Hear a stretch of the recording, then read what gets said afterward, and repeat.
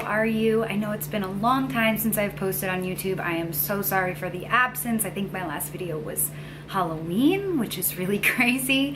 It's just been a lot going on in my life before the end of the year. I just got married a month ago, which was really, really exciting, but wedding craziness after Halloween once we got into the holidays, and it was like a month out from the wedding. I was just totally focused on being a bride. So you only get to do it once, hopefully, so I wanted to do it right. So I was totally focused on the wedding. But I am now Mrs. Michael Todd. I won't be changing my name here on YouTube anytime soon, but I am officially wed. So this look today, my first new makeup tutorial of 2017, is for Valentine's Day. I love Valentine's Day. I think any excuse to be really girly and flirty and, you know, sweet and all done up, I think it's so fun. So this year I wanted to do something kind of soft and romantic, and something that you could do less dramatic or more dramatic. So the look that I did here that I'm going to take you through are really soft wispy lashes, a very subtle kind of soft blended liner with shadow, nothing crazy, no dramatic wing. It's not too smoky, it's not too heavy. You could wear this since Valentine's Day is on a Tuesday this year, you could wear this, you know, to work during the day. And then I will actually suggest, if you want to glam it up, make it a little more seductive for the evening to go out for your Valentine's date with your sweetheart, you could just line the waterline of your eye with a dark, you know, black kohl liner. This is the Ardency in Modster liner in black, the Smooth Ride Supercharged eyeliner. Anyway, you know which one this is. I talk about it all the time. And I will link it below, even though I didn't use it in the tutorial. So if you put this in your bag and then on your way after work to go out for Valentine's Day, you kind of line the eyes with this, maybe touch up your highlight and your lip, you should be good to go, and you'll feel a lot like more evening sexy the minute your eyes are kind of darkened up. But then it's not too heavy during the day. So that's a suggestion. I also did this kind of light baby pink lip, which obviously you'll see in the video, but it's a Givenchy lipstick, which is one of my all-time favorite pinks, topped with the Ariana Grande Viva Glam lip gloss from MAC. So that's kind of the softer, sweet, romantic, like girly pink look. But I'm gonna show you 3 other lips that you could easily pair with this eye that are a little bit more dramatic. The first one is called Bound by ColourPop. So you see it's like a little bit more pigmented, it's a little bit heavier pink, not quite fuchsia, but definitely richer. So that's one option.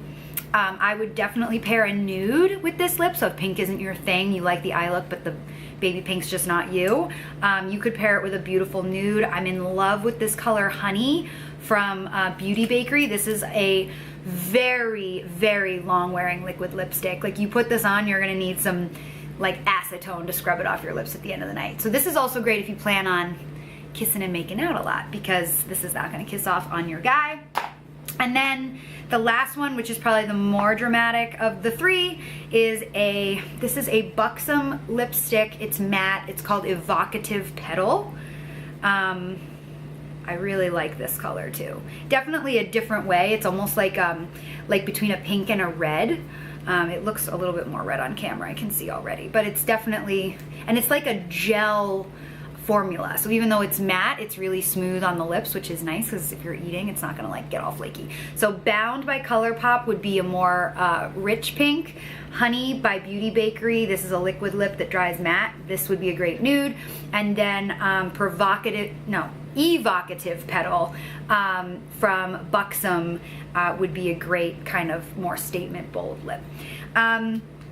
So I'm sorry for talking so much before the tutorial. Let's get into it. I hope you enjoy. Happy Valentine's Day, guys. Lots more videos coming. I have a skincare routine coming, which I've never done on YouTube before, as well as a haul, like some new products for 2017 that I've been really excited about. A couple of them are in this video, but I'll go into them in more detail in the haul. All right, welcome back to me. See you guys soon. Bye. Okay, so the first thing we're going to do is prime. I'm using the new Becca First Light Priming Filter. This is meant to even out your complexion. It goes on so smooth and really smells like citrus. It's really refreshing. I love, love, love this new primer from Becca. And then, as almost always, the Becca Under Eye Brightening Color Corrector. So I'm not doing full color correction today, but I did want to brighten under the eyes. We always want to brighten under the eyes, so just a fingertip full and kind of blend it out under the circles and down onto the cheeks so that it will be seamless when we put concealer over it.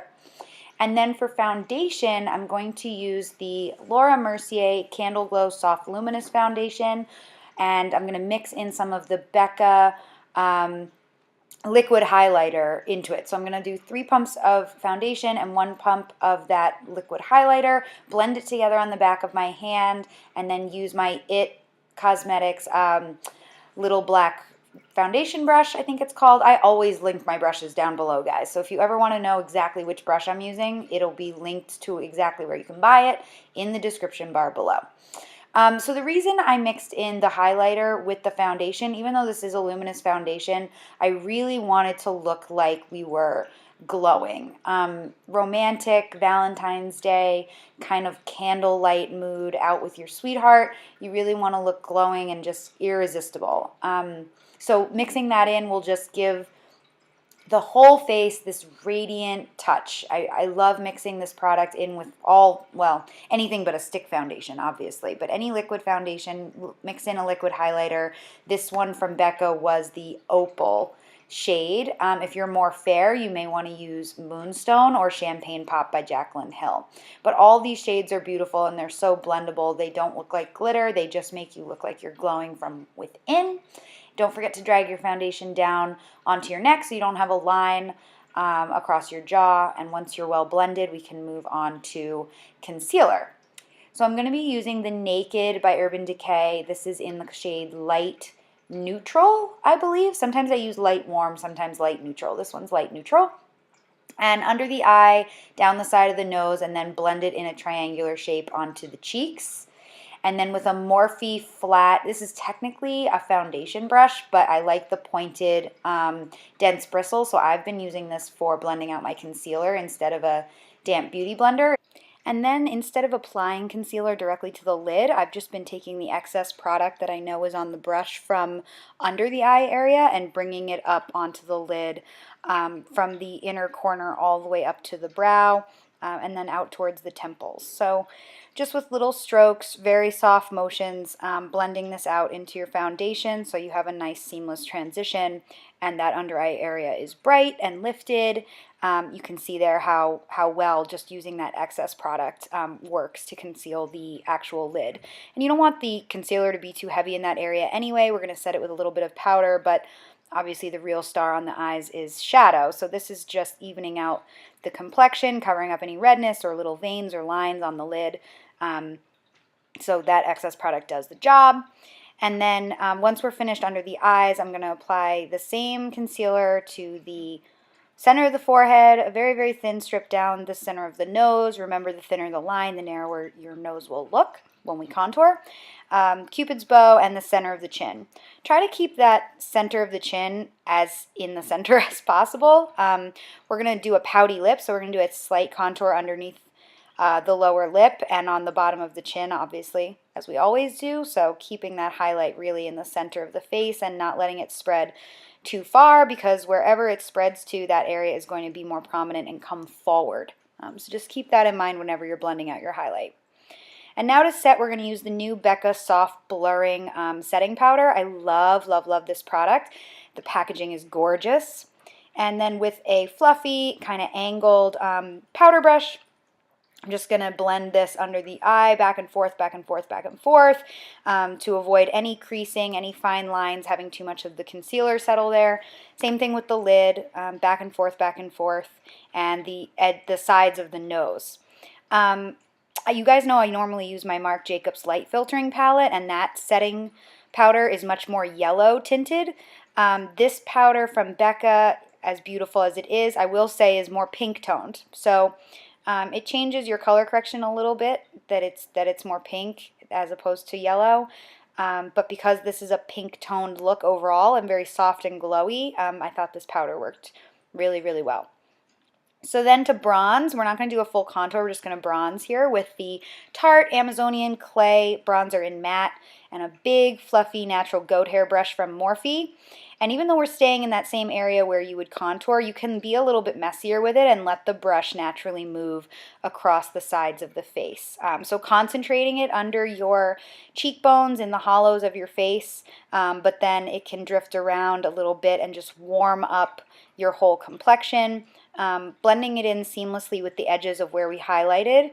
So you don't want to cover all of that nice bright center of the face with bronzer, but you don't have to be quite as structured and chiseled with this look or with a contour as we would in some other more dramatic looks. Again, this is supposed to be soft and romantic.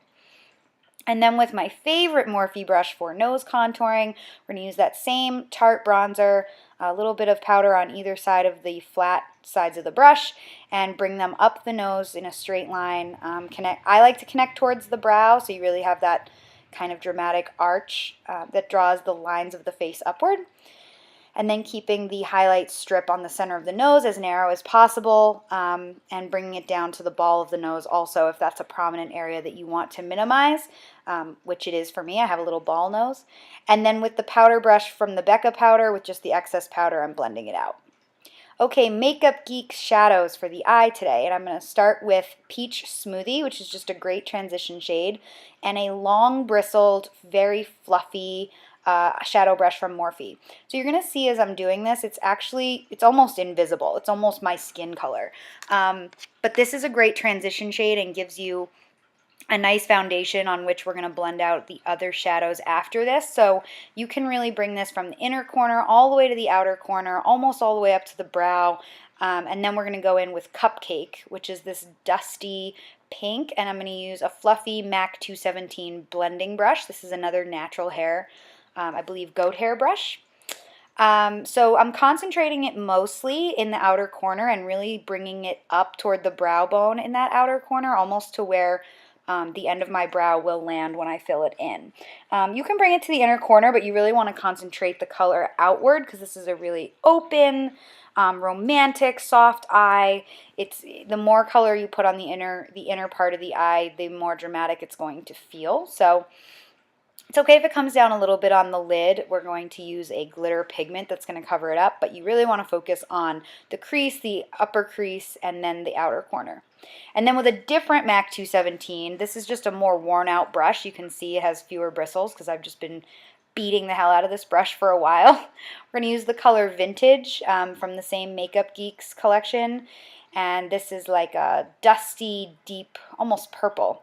And I'm concentrating that in the outer V, bringing it down onto the lid and then up into the crease only on the outer corner and blending it up into where we had Cupcake.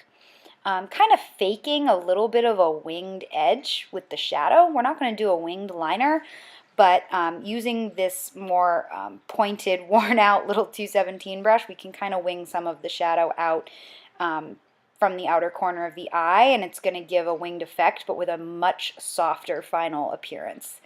And then with the Cupcake brush, I just went back in and blended it out. I didn't add any new product. I just used what was on the brush. And now with this color Homecoming, which is kind of a shimmery, silvery gray, I'm just putting that kind of over where we put Vintage and up into the crease. This is an optional step, but I knew we were going to use glitter on the lid, and I felt this pulled it together. And then with a MAC pigment in Whisper Pink and some Too Faced glitter glue, I'm just going to put that glitter glue primer all over the lid, almost completely overlapping where we put Vintage. And then with a flat shadow brush, packing on that beautiful sparkly pink pigment from the inner corner up to the crease, and then almost all the way to the outer corner of the lid, but not quite. You want it to blend into those darker shadows seamlessly. So you're probably going to go about 3/4 of the way across the lid with this pigment. And I recommend keeping your lid closed after you put the glue on so that it doesn't transfer up to your brow bone. Little cleanup underneath. And then with Corrupt, which is just black, you can use any black, and a flat definer brush, we're going to do a very soft liner technique. So we're keeping it very, very close to the lash line.